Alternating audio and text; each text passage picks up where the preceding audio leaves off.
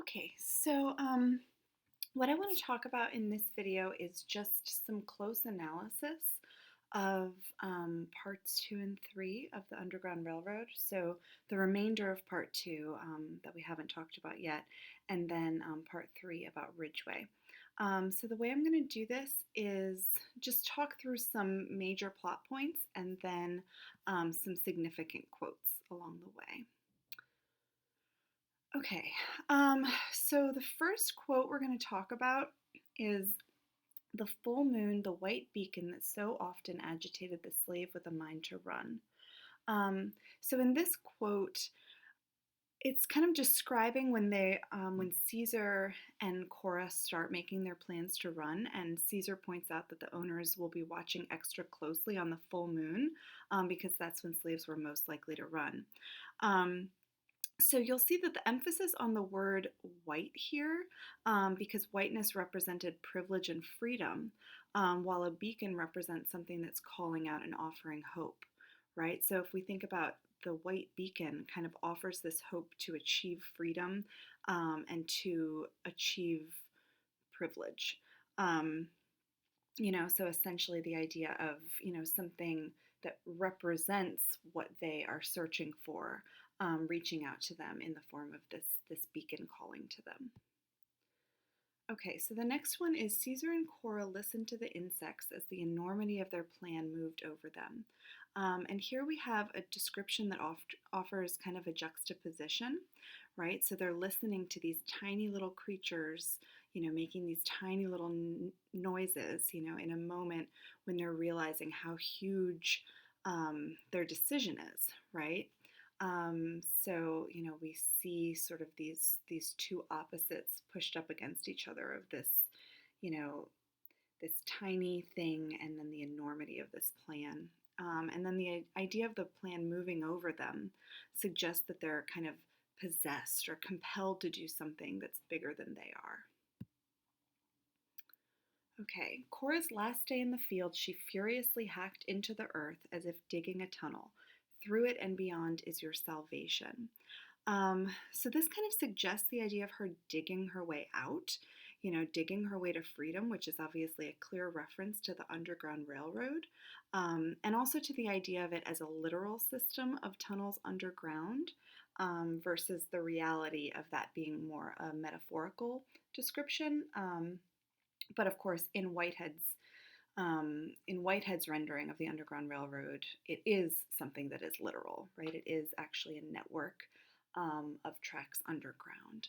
And then, of course, the word salvation, is kind of a foreshadowing to the reality of the Underground Railroad being her salvation. Okay, and then in terms of the role of Mrs. Garner, she just kind of shows us another form of racism that was prevalent at that time, and that in some ways was kind of just as insidious as overt racism.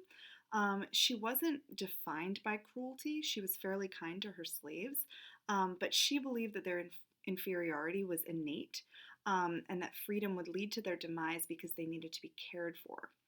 Right, so she believed in slavery as a necessary evil, both for the well-being of the owners and the well-being of the slaves, right?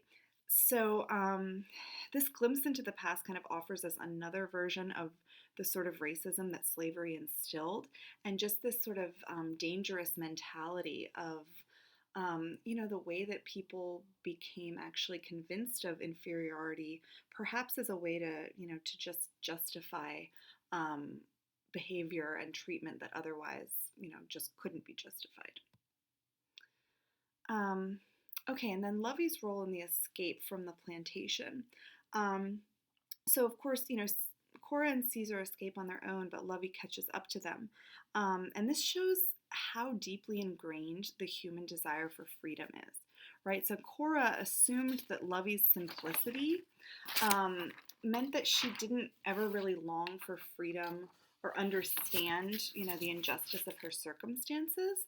But we see, her her desire for freedom. It's just such an innate human characteristic. So then, when they're attacked by the slave catchers, Lovey is captured, and Cora is forced to kill a young boy using a rock, which represents kind of like just the viciousness and grit that was required of her almost immediately. And it shows us what people are capable of when they're fighting to survive.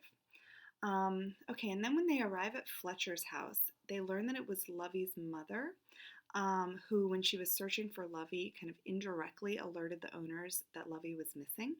Um, and this is a clear example of why slaves planning to run away didn't often share their plans with anyone.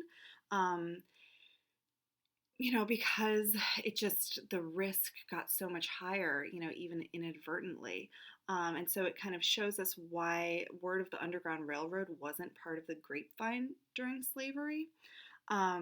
So we talked in class about how the grapevine was a real thing, and this is the way, slaves kind of knew what was going on during the war and kind of just stayed abreast of the situation. But the fact that the Underground Railroad was not part of this grapevine, because even family members could become a liability and stymie, efforts to escape. Okay, and then the last thing for part two, Georgia, is about Lumley's insight and its function in the book. Um, so Lumley is one of the abolitionists who's helping them, and he ends up explaining to them, what turns out to be a really important premise of the book, which is how they'll witness different states while they're aboard the Underground Railroad, and how each state will show them a different version of America and its history, right? So Whitehead sort of provides us with kind of like a map to follow, right? This idea that each each place that they visit is sort of a different view of American history. Okay, so I am going to stop this video and then I will do a separate video for part 3, Ridgeway. So I will be back.